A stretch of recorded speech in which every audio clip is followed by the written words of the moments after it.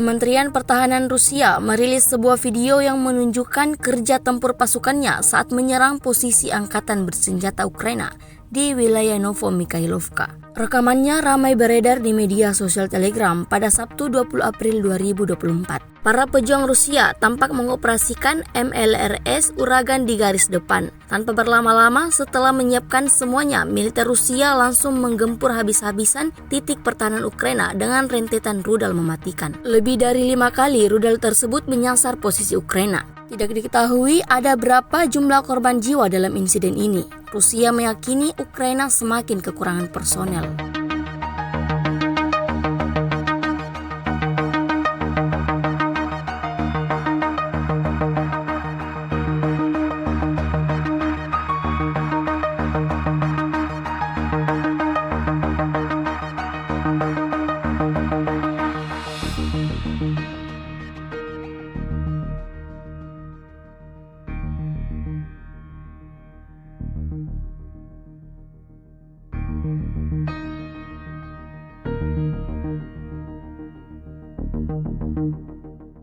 Download Tribun X sekarang, menghadirkan lokal menjadi Indonesia.